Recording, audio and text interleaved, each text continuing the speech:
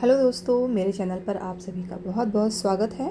तो चलिए आज आते हैं आपके आज के टॉपिक पे। तो आज है हमारा हिबिस्कस प्लांट। तो इसमें क्या सावधानियां अगस्त मंथ में रखनी है, क्योंकि मानसून बिल्कुल ज़ोरों से चल रहा है, बरसात बहुत दिन दिन भर बरसातें हो रही हैं। तो कैसे आपका प्लांट हेल्दी रहे उसके बारे में आज हम बात करेंगे। तो ये देखिए, मेरा हाइब्रिड हिबिस्कस का प्लांट है जिसमें ये बिग साइज़ का फ्लावर खिलता है। और हिबिस्कस प्लांट जो फ्लावर होता है उसकी सबसे अच्छी बात मुझे क्या लगती है, पूरा दिन फ्लावर ऐसे ही खिला रहता है, चाहे गर्मी हो कितनी भी और सर्दी हो। तो और शाम के समय ये बंद हो जाते हैं, बट दिन भर ऐसे ही प्यारे प्यारे ब्लूमिंग आपको देखने को मिलेगी। तो इस समय बर्ड्स भी ढेर सारी आ रही है। तो कैसे आप अपने प्लांट पर ढेर सारे फ्लावर्स ले सकते हैं, तो उसके लिए ज़रूरी है कि कुछ चीज़ आप इनमें करते रहें। तो बरसात के मौसम में दिन भर बारिश होने से जो मिट्टी है बिल्कुल गीली बनी रहती है पूरे टाइम। तो ये चीज़ बहुत ध्यान रखना ज़रूरी है कि आपकी मिट्टी वेल ड्रेन हो। आप जब भी इसकी मिट्टी बनाएं, विस्कस प्लांट की या किसी भी प्लांट की बनाएं, तो वेल ड्रेन होनी चाहिए। वेल ड्रेन बनाने के लिए आप उसमें 30 to 40% सैंड ज़रूर रखें। उसके बाद आप 40 to 50% मिट्टी और कंपोस्ट, ये सब मिक्स करके अगर अपना प्लांट लगाते हैं तो आपकी मिट्टी बहुत वेल ड्रेन होती है और उसमें पानी नहीं रुकता है। किसी भी प्लांट के लिए वाटरिंग बहुत अच्छी चीज़ है, लेकिन अगर उसमें पानी रुकने लगता है तो कोई भी प्लांट हो, चाहे उसकी आप कितनी भी केयर कर लें, अगर पानी रुक रहा है तो फिर आपका प्लांट बिल्कुल भी हेल्दी नहीं रहेगा। फ्लावरिंग तो छोड़ ही दीजिए फिर आप उसको, और जड़ें उसकी बिल्कुल गल करके ख़त्म हो जाएंगी। तो सबसे इम्पॉर्टेंट चीज़ है कि आप अपने प्लांट का ड्रेनेज होल अच्छा रखें, मिट्टी वेल ड्रेन रखें। सेकंड चीज़ क्या आती है कि ये सन लविंग प्लांट है, 6 से 8 घंटे की सनलाइट इसको मिलनी ही चाहिए। ऐसी जगह आप अपने प्लांट को रखिए। और क्या है, इस समय फ्लावरिंग बहुत अच्छे से चल रही है, लेकिन फ्लावरिंग लेने के लिए आपको इसको कुछ फर्टिलाइज़र तो देना पड़ेगा।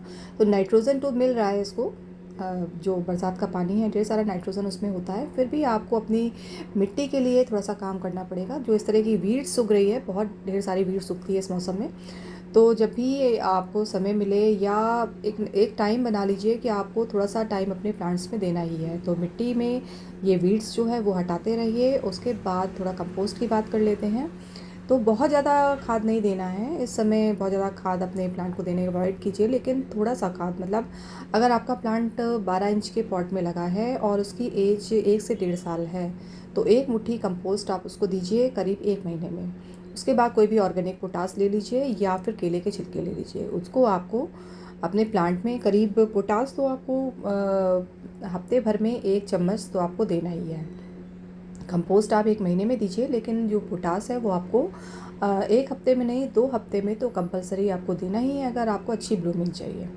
उसके बाद प्रूनिंग की बात कर लेते हैं। इस समय आप फरवरी से लेकर अगस्त तक इसकी अच्छे से सॉफ्ट प्रूनिंग कर सकते हैं। हार्ड प्रूनिंग नहीं करनी है, सॉफ्ट प्रूनिंग आप इसमें करते रहिए। न्यू न्यू ब्रांचेस निकलेंगी, उसमें ही न्यू बर्ड्स बनेंगी और आपको न्यू फ्लावरिंग देखने को मिलेगी। ये मेरा प्लांट है, ये मैंने कटिंग से लगाया था और देखिए कितने अच्छे से चल रहा है और उसमें ब्लूमिंग भी स्टार्ट हो गई है।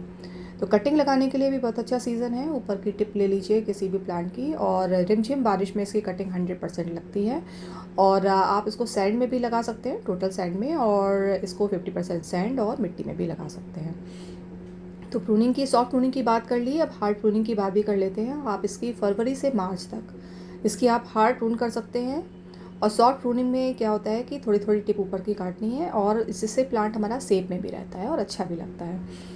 तो उसके बाद जब आप सितंबर से आगे आता है, तो ये प्लांट धीरे धीरे डॉर्मेंसी में जाने के लिए लगने लगता है। तो फिर सितंबर में प्लानिंग तो अच्छी होती है, लेकिन फिर आप इसकी प्रूनिंग मत कीजिए, क्योंकि डॉर्मेंसी पीरियड में अगर आप इसकी हार्ड प्रूनिंग कर देते हैं तो कभी कभी प्लांट ख़राब भी हो जाता है।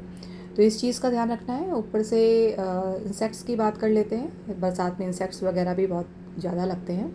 अगर लगातार बारिश हो रही है तो एक सबसे जो ख़तरनाक इंसेक्ट्स है वह है वाइट फ्लाइज। जो मिलीबग्स वगैरह होते हैं वो तो बारिश में धुल जाते हैं, बहुत ज़्यादा गर्मी में लगते हैं मिलीबग्स। उसके लिए आप कोई भी इंसेक्टिसाइड, रोगोर या इमिडाक्लोप्रिड का स्प्रे कर सकते हैं 1 लीटर पानी में 1 ml घोल करके। और इस समय जो वाइट फ्लाइज हैं वो बहुत अटैक करती है, उस पर भी आप इंसेक्टिसाइड स्प्रे करें। तो कैसी लगी वीडियो ज़रूर बताइएगा। पसंद आई हो तो एक लाइक ज़रूर कीजिएगा। मेरे चैनल पर नए हैं तो इसी तरह की वीडियो के लिए आप सब्सक्राइब ज़रूर कर लीजिए, बेल आइकन भी प्रेस करिए, जिससे आपको सबसे पहले वीडियो मिल जाए। ओके फ्रेंड्स, फिर मिलते हैं।